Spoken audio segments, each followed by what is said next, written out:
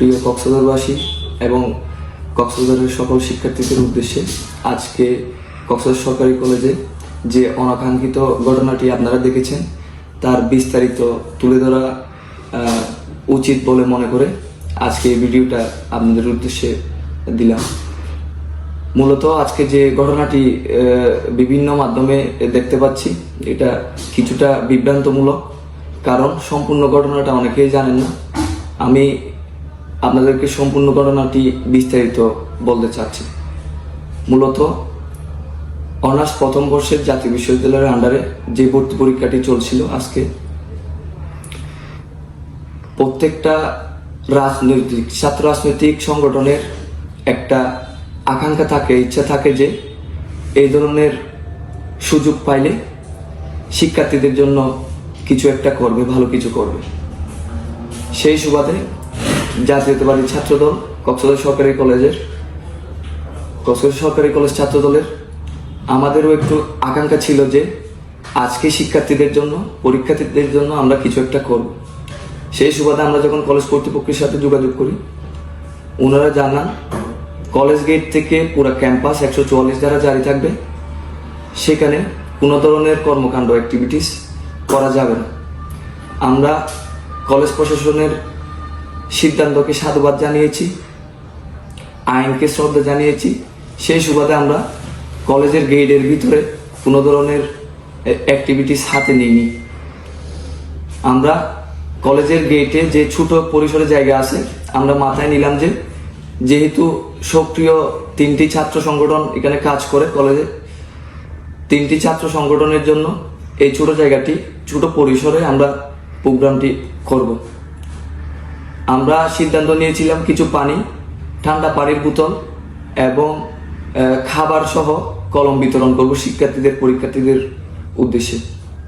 কিন্তু দুর্ভাগ্যজনকভাবে আমরা যখন কলেজ গেটে যাই সকাল 9টার দিকে, তখন লক্ষ্য করলাম কলেজ ক্যাম্পাসের ভিতরে, যেখানে আমাদেরকে কলেজ কর্তৃপক্ষ জানিয়েছিল 144 ধারা থাকবে, ওখানে কোনো ধরনের অ্যাক্টিভিটিস করা যাবে না, সেখানেই হচ্ছে ছাত্র শিবিরের ভাইয়েরা বেশ কয়েকটি স্টল দিয়েছেন। তখনই আমরা বুঝতে পারলাম যে এখানে একটি বৈষম্যের শিকার হয়েছে আমরা জাতীয়তাবাদী ছাত্রদল কক্সবাজার সরকারি কলেজ শাখা। সেই সুবাদে আমরা প্রিন্সিপাল স্যারের সাথে যোগাযোগ করার চেষ্টা করেছি, গিয়েছি, ওনার কাছে কথা বলেছি।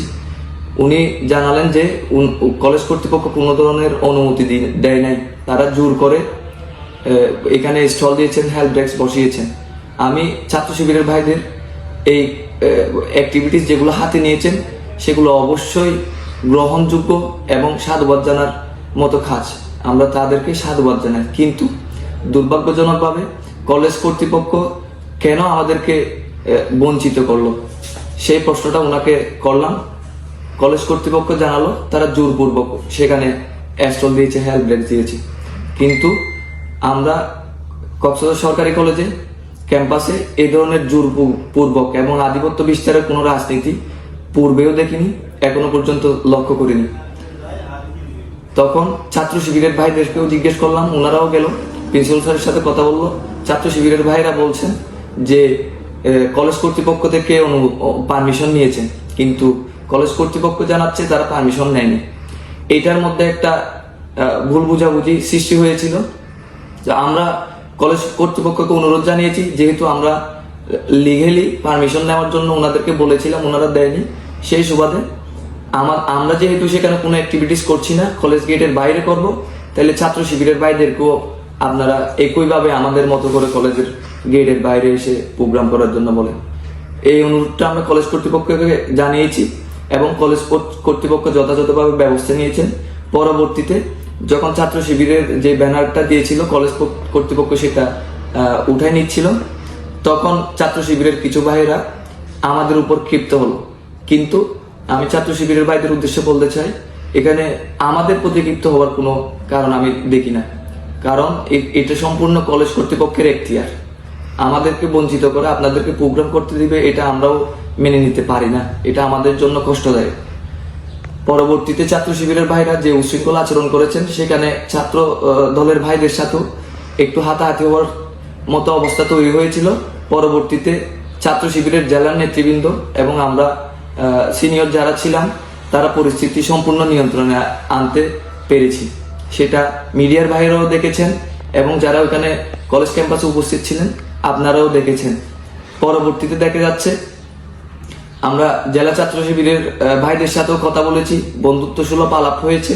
এটা ওনারাও খারাপ ভাবে নেননি।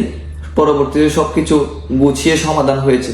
কিন্তু দুর্ভাগ্যের বিষয় হচ্ছে ক্যাম্পাস ত্যাগ করার পরে কিছু ছাত্র শিবিরের ভাইয়েরা এবং কিছু মিডিয়ার ভাইরা বিভিন্নভাবে উস্কানিমূলক পোস্ট দিচ্ছে ফেসবুকে।